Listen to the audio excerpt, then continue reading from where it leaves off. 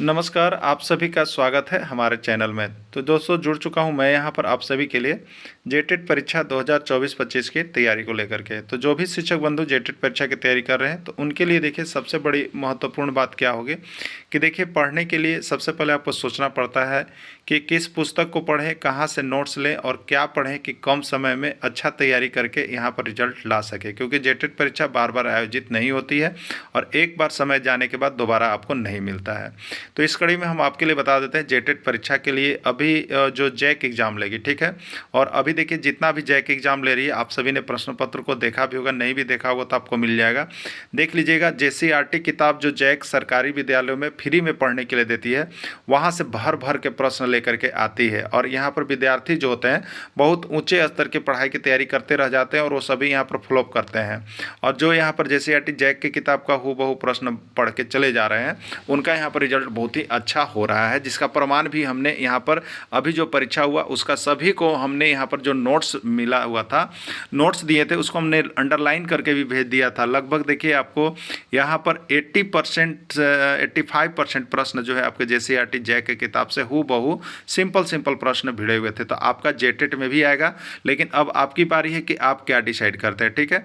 यदि आप कहीं से गाइड लेके पढ़ रहे हैं तो गाइड तो देखिए बहुत ही आपको कमज़ोर बना देगा, ठीक है। बहुत ज़्यादा पढ़िएगा बहुत कम आएगा। आप जेसीईआरटी किताब का अगर आपके पास समय है तो नोट्स बनाइएगा, और यदि नोट्स नहीं बना पाते हैं तो देखिए हम आपके लिए इसी कड़ी पर काम करते हैं।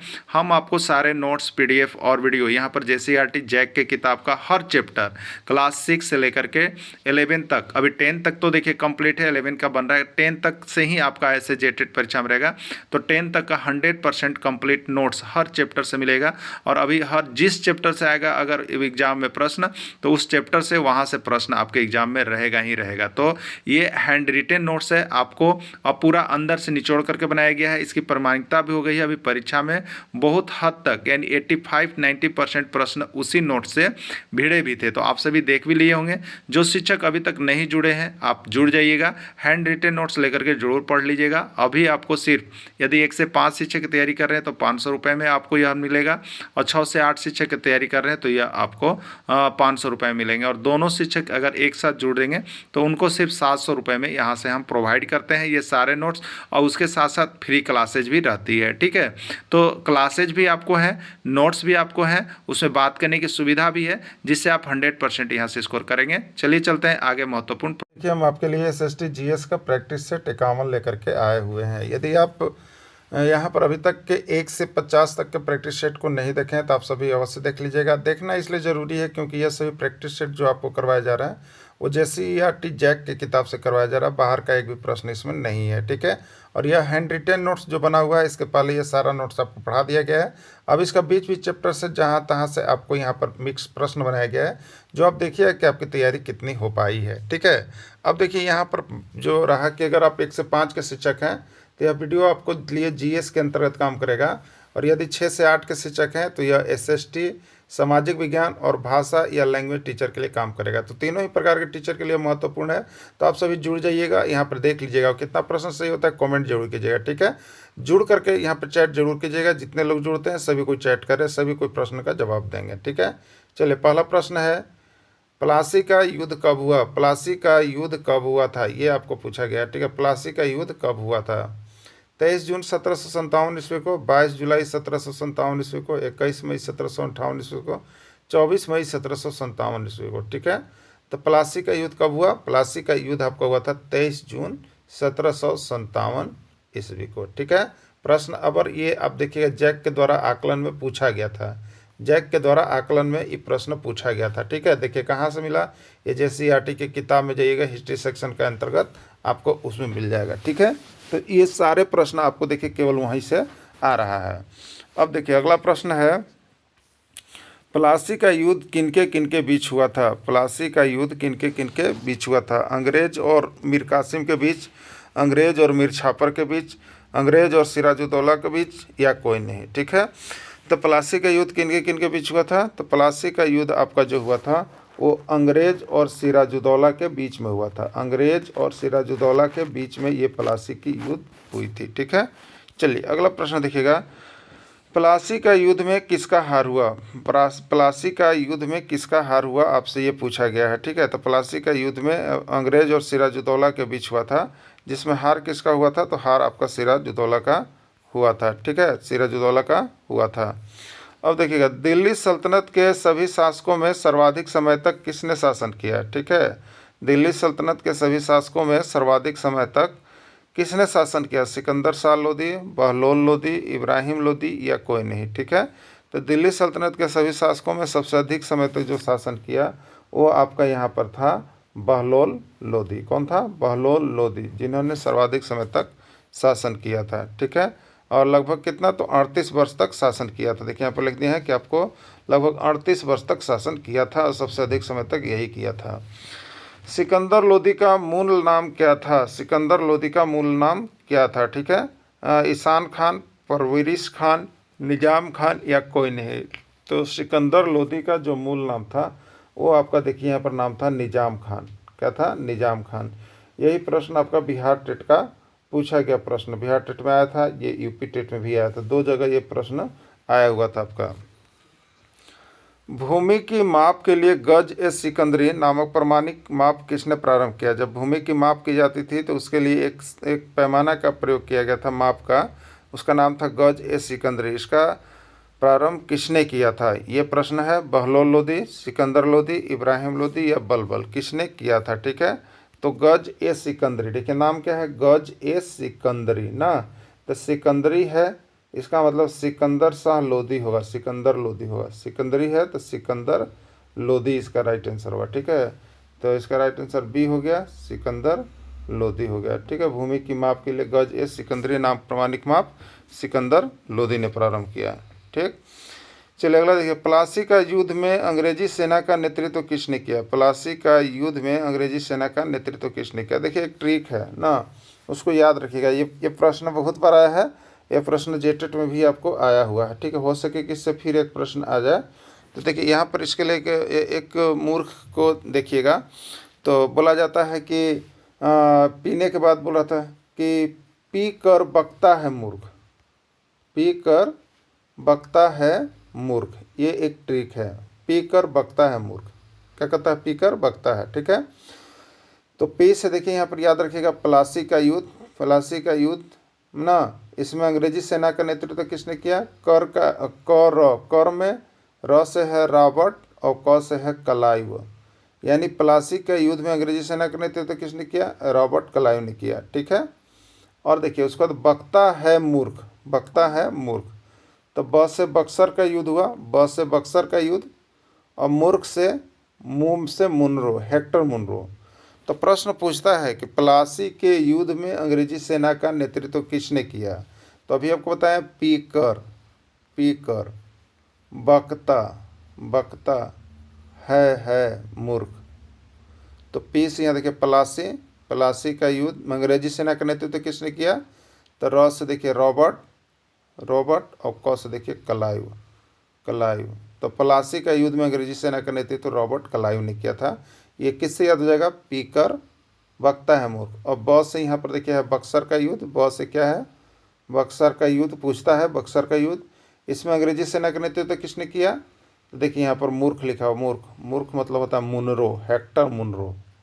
क्लियर हो गया ना दोनों का, प्लासी का और बक्सर का? इसका राइट आंसर क्या हो जाएगा? रॉबर्ट क्लाइव हो जाएगा। क्या हो जाएगा इसका राइट आंसर? Robert Clive. की पर याद हो गया? पीकर, प्लासी, प्लासी, र से रॉबर्ट और क से क्लाइव, रॉबर्ट क्लाइव के नेतृत्व में। क्लियर? चलिए, बक्सर का युद्ध कब हुआ?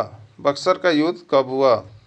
22 अक्टूबर 1764 ईस्वी, 22 अक्टूबर 1763 ईस्वी, 22 अक्टूबर 1765 या कोई नहीं। ठीक है, बक्सर का युद्ध ही बहुत बार आया हुआ। देखिए आपका बक्सर का युद्ध हुआ है 22 अक्टूबर 1764 ईस्वी को, 22 अक्टूबर 1764 ईस्वी को बक्सर का युद्ध हुआ।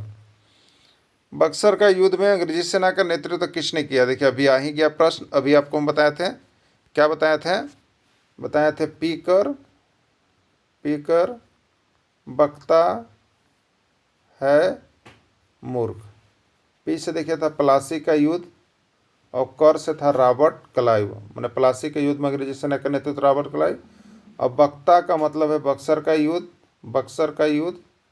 और किसने किया? मूर्ख मतलब मुनरो, हेक्टर मुनरो ने किया, हेक्टर मुनरो ने किया। ठीक है, तो यहाँ पर हो गया हेक्टर मुनरो, इसका राइट आंसर हो गया। क्लियर? चलिए अगला देखिएगा। मिसाइल मैन के नाम से जाना जाता है, मिसाइल मैन के नाम से किसको जाना जाता है? अब अबुल पकीर जैनुल अब्दीन अब्दुल कलाम, डॉक्टर सर्वपल्ली राधाकृष्णन, पंडित जवाहरलाल नेहरू, या कोई नहीं। ठीक है, तो मिसाइल मैन के नाम से किसको जाना जाता है? तो ये जाना जाता है आपको APJ कलाम, या इसको कहते हैं अब्दुल पकीर जैनुल अब्दीन कलाम को। ठीक है, यहाँ पर देखिए राइट आंसर ए में है।